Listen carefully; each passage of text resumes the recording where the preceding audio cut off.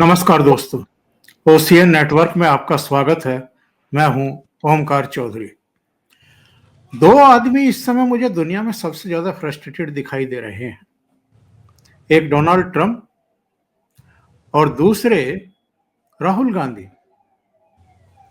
Donald Trump कई बार ऐसे बयान देते हुए पकड़े गए हैं, झूठ बोलते हुए पकड़े गए हैं, जो एक्चुअल में घटनाएं हुई नहीं, पर्दे के पीछे भी नहीं हुई, ऑफ द रिकॉर्ड भी नहीं हुई, और उन्होंने कैमरों पर आकर के वो दावे कर दिए। और एकाधिक बार, बल्कि मैं कहूंगा 3-4 बार, हमारे विदेश मंत्रालय ने के अलग अलग स्तरों पर जो ऑफिशियल्स हैं, उन्होंने बाकायदा सीधे सीधे खंडन किया, खंडन करना पड़ा। अभी हाल में फिर से उन्होंने ऑन कैमरा ये दावा कर दिया कि प्रधानमंत्री नरेंद्र मोदी से जो उनकी टॉक्स हुई हैं, तो मोदी जी ने कहा है कि भारत बहुत जल्दी या तुरंत रूस से ईंधन खरीदना बंद कर देगा, तेल खरीदना बंद कर देगा। जब ये दावा किया गया उसी समय हमारा माथा ठनका, क्योंकि सारा मसला ये है 50% टैरिफ लगाए बैठे हैं और रिश्ते खराब किए बैठे हैं भारत से। वॉशिंगटन बुला रहे थे, प्रधानमंत्री नहीं गए। इसके बाद जन्मदिन पर बधाई दी, फिर से अपना मित्र बताया, फिर उन्होंने शर्मल शेख बुलाने की कोशिश की, प्रधानमंत्री वहां भी नहीं गए, अपने विदेश राज्य मंत्री को भेज दिया। ऐसे में जबकि एक लाइन ले ली है मोदी जी ने, तब डोनाल्ड ट्रंप की इस तरह की बयानबाजी ये चौंकाती भी है, आश्चर्यचकित भी करती है, और अल्टीमेटली विदेश मंत्रालय ने उसका खंडन किया।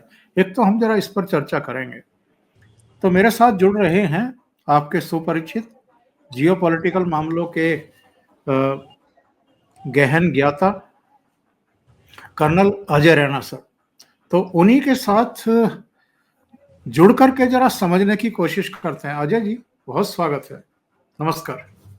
नमस्कार ओमकार जी, बहुत बहुत धन्यवाद बुलाने के लिए। अजय जी, 2-3 खबरें एक साथ हैं। एक तो डोनाल्ड ट्रंप का रूस से जो भारत तेल खरीद रहा है उसको लेकर के दावा, जिसका बाद में हमारे विदेश मंत्रालय ने खंडन कर दिया। दूसरी खबर आ रही है यूक्रेन रूस युद्ध से संबंधित। आज ही ये खबर आई कि 2 घंटे पुतिन साहब से उनकी बातचीत हुई है, पहले भी हुई हैं, बल्कि अलास्का में भी हुई हैं। नतीजा क्या निकला? जानकारी मिल रही है कि हंगरी में शायद उनकी अगली मुलाकात होगी और जेलेंस्की भी पहुंच रहे हैं। तो पहले तो जो उन्होंने बयान दिया मोदी जी के हवाले से, इस पर मैं चाहूंगा कि आप थोड़ा सा रोशनी डालें। ये क्या फ्रस्ट्रेशन है या क्या है कि बार बार आप इस तरह के झूठों को आगे बढ़ा रहे हैं जिनके कोई पैर नहीं हैं, और फिर ये जो रूस और यूक्रेन युद्ध को रोकने के लिए या दिखावा करने के लिए जो कुछ कवायद कर रहे हैं ट्रंप साहब, इस पर भी आपकी टिप्पणी चाहिए। जी ओमकार जी, ये आपने देखा होगा कि ट्रंप झूठ बोलते हैं और उसके 2 या 3 या एटलीस्ट 24 घंटे के बाद, या 24 में भी नहीं हुआ, 48 घंटे में हो रहा है लफली, उसके बाद हमारा विदेश मंत्रालय से वहाँ से खंडन होता है। और जो पहला झूठ बोला था कि हमने लड़ाई रुकवा दी, उसका तो पार्लियामेंट में कितने महीनों बाद हुआ। लेकिन उसके बयान देने में और खंडन होने के बीच में एक एंटिटी है जिसका नाम है राहुल गांधी। वो कूद पड़ते हैं और फिर वो फनी सी बातें और ट्वीट और डर गए। तो मुझे तो अब ये लग रहा है मोदी जी की और ट्रंप बहुत अच्छे दोस्त हैं, मित्र हैं बहुत अच्छे। वो जानबूझ के झूठ बोलते हैं, फिर ये बेवकूफ़ अपने पैर पे कुल्हाड़ी मारता है, उसके बाद भारत का खंडन करता है। तो ये भी बहुत बड़ी स्ट्रेटजी हो सकती है, मित्रता है ना उनकी। पर ये तो खैर मजाक की बात हो गई। देखिए, वो उन्होंने जो शब्द यूज़ किया था कि मोदी जी ने मुझे यकीन दिलाया है और इज टोल्ड मी कि मैं ऐसे ऐसे करूँगा। तो ऐसे सुनने को ऐसे लगता है कि बड़ी इनकी आपस में टेलीफोन कॉल हुई है और मोदी जी ने प्रॉमिस किया, मिले तो नहीं है काफ़ी देर से। तो वो एक जो पिक्चर पेंट करते हैं, आप माने ओमकार जी, आप उसमें यकीन ना करें, मैं उसमें यकीन ना करूँ, लेकिन दुनिया में ऐसे लोग हैं और भारतवर्ष में ऐसे लोग हैं राहुल गांधी के पीछे और लंबी लाइन है जो इन चीज़ों को एक्सप्लॉइट करती है। आप इसको ये जोड़ के देखें कि ट्रंप ने ये भी कहा कि चाहूँ तो मैं मोदी जी का पॉलिटिकल कैरियर खत्म कर सकता हूँ, लेकिन मैं करूँगा नहीं क्योंकि वो अच्छे सज्जन है। ये भी घूम रहा है सोशल मीडिया पे। तो ये टिपिकल एक कहते हैं नेगोशिएशन जो स्किल होती है, टेबल के ऊपर बैठ के आप थोड़ा सा हार्ड स्टांस लेते हैं, फिर आप सॉफ्ट स्टांस लेते हो, फिर आप हार्ड हो जाते हो, फिर स्टांस होते हो, जब तक आपका एंड टू जहाँ का मीटिंग पॉइंट ना मिले। ये उसी का एक ज़्यादा जो कहते हैं ना, एक ज़्यादा ऑब्वियस या ज़्यादा बड़ा चढ़ाकर एग्जेजरेटेड मेथडोलॉजी है, क्योंकि मूवफट प्रेसिडेंट है। इतना प्रेसिडेंट दुनिया में आज तक किसी अमेरिकन प्रेसिडेंट ने इतनी बयानबाजी नहीं की है।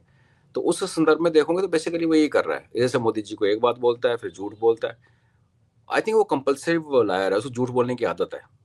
और जितना वो झूठ बोल रहा है और उसका जितना आगे से एक टाइम था भारत चुपचाप सह लेता था कई बातों के, आजकल आगे यहाँ से रिबटल पार्लियामेंट के फ्लोर से भी जा रहा है और विदेश मंत्रालय की ब्रीफिंग में जिसमें फॉरेन प्रेस भी आती है। एट द सेम टाइम लोगों ने ट्रंप से अब यही उम्मीद रखी हुई है। लोग डिस्टर्ब नहीं होते, सिर्फ ये हमारे थोड़े कूदने लगते हैं बीच में और इनके कूदने से फर्क नहीं पड़ता। बट ओवरऑल ये दिखा रहा है कि ट्रंप जो जितने हथकंडे अपना चुका उसमें से कुछ भी काम नहीं किया। जब आपके कोई भी चीज़ काम कर रही हो ट्रंप ओमकार जी, तो आप उस चीज़ को बड़े सहजता से प्यार से उसको आगे बढ़ाते हो कि चलो यार बाकी काम नहीं चल रहे, ये चैनल चल रही है तो चलो मैं चुपचाप इसमें चलता हूँ, किसी नतीजे पे पहुंचता हूँ। बिकॉज आपने ये देखा होगा 2-3 दिन से बड़ा उसमें प्रेस में ये भी आ रहा है कि भारत शायद अमेरिका से डील करने लगा है, एग्रीकल्चर में थोड़ा समझौता करने लगा है। वो सब कहानियां शुरू हो गई थी जैसे उसने तेल वाला बयान दिया कि भारत ने कहा मैं रशिया से तेल नहीं खरीदूंगा। और ये आप जैसे मैंने आपके शो में पहले भी बात की कि बड़ा देश जब दूसरे देश से टैकल करता है तो बड़े सारे plan A B C D बना के रखता है। एक चला नहीं तो दूसरा चला, नहीं तो तीसरा चला, नहीं तो चौथा चला। वो अब उनकी बदकिस्मती है कि यहाँ एक लीडरशिप हमारी यहाँ बैठी हुई है जो अपना देश का हित सबसे आगे रख के बैठी हुई है, अनलाइक अमेरिका जिसके बेटे ने ट्रंप ने कहा कि हमने $1 बिलियन क्रिप्टो से कमा लिया रिसेंटली। ये भी उसका बेटे का स्टेटमेंट है। तो ये दो एक ऐसे लोगों के बीच का एक मैं ये तो नहीं कहूँगा युद्ध है, बट एक ऐसा ऐसा एक बीच में कंटेस्ट है जिसमें एक राष्ट्रवादी है, बड़ी इकॉनमी जो 6.5 से ग्रो कर रही है, और दूसरी एक घटती हुई सुपर पावर है जिसके घर के अंदर भी बहुत प्रॉब्लम है, बाहर भी बहुत प्रॉब्लम है, और जिसको लगता था कि वो किसी को भी बुली कर सकता है। और ना चाइना बुली हुआ, ना रशिया बुली हुआ, ना भारत बुली हुआ, बाकी तो जितने भी। तो ये जब तक उसके plan A B C D खत्म नहीं होंगे ये कुछ ना कुछ करता रहेगा। और उसके जो गुर्गे यहाँ हमारे भारत में पलते हैं उन डॉलर्स पे, वो उसका अपनी जनता को गुमराह करने का बात करते रहेंगे। आज हमारे गांव में आप आइए, वो काफ़ी कांग्रेस के चहेते लोग वहाँ रहते हैं, तो वो तो सिर्फ ट्रंप के बयान की बात कर रहे हैं, वो तो विदेश मंत्रालय की बात ही नहीं करते। तो ये एक तरीका देखने का। और दूसरा जो सवाल आपने जो कहा था कि ये जो ट्रंप की ये जो रशियन प्रेसिडेंट पुतिन से बात हुई, तो उसमें भी देखिए ऑयल का कोई जिक्र नहीं हुआ। अगर ऐसा हुआ होता तो पुतिन और ट्रंप उसमें पक्का मेंशन करता है कि हाँ पुतिन साहब ने भी कंफर्म कर दिया, या पुतिन साहब को मैंने बोला कि ठीक है भारत को, ऐसा कुछ नहीं है। वहाँ वो बात कर रहा है कि लड़ाई बंद करके ट्रेड शुरू करते हैं तो जितना पैसा कमाना था लड़ाई में कमा लिया, अब रिकंस्ट्रक्शन में कमाऊंगा और साथ में तेरे से ट्रेड शुरू करता हूँ, बिकॉज जब तुम ट्रेड नहीं करोगे तो हम तो भूखे मर जाएंगे, हमारी बिजली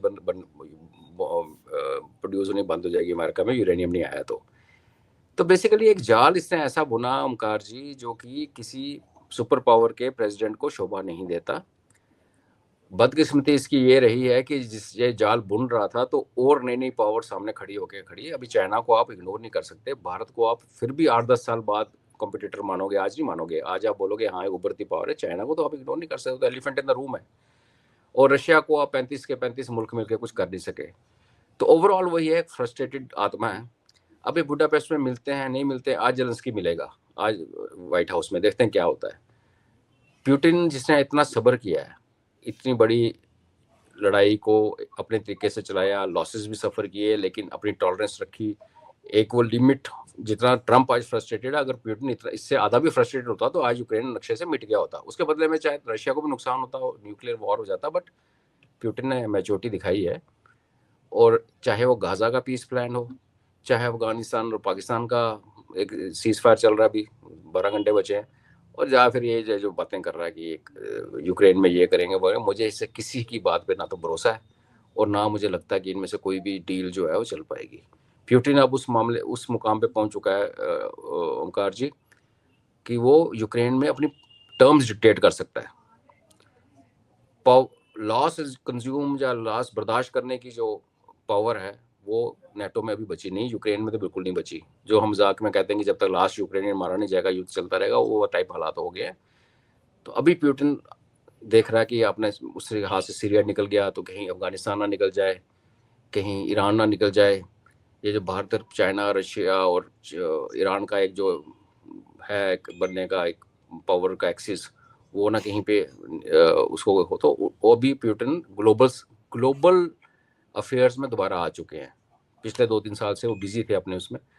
तो ये जितना मर्जी फ़ोन कॉल कर ले, 2 घंटे कॉल कर ले, लास्ट का मैं 3 घंटे की मीटिंग की थी तो क्या हो गया। तो ये कि आपका कोई सिक्का काम नहीं कर रहा, दूसरा सिक्का फेंको, तीसरा सिक्का फेंको, ये ट्रंप यही कर रहा है।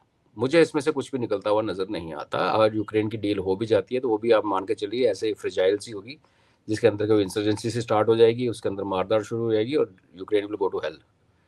तो ये मैं देखता हूँ इन दोनों इश्यूज को जो आपने पहले उठाए। जी बिल्कुल सही बात आपने कही है। वैसे 2 खबरें और भी हैं अमेरिका से, अगर आप उन पर टिप्पणी करना चाहें।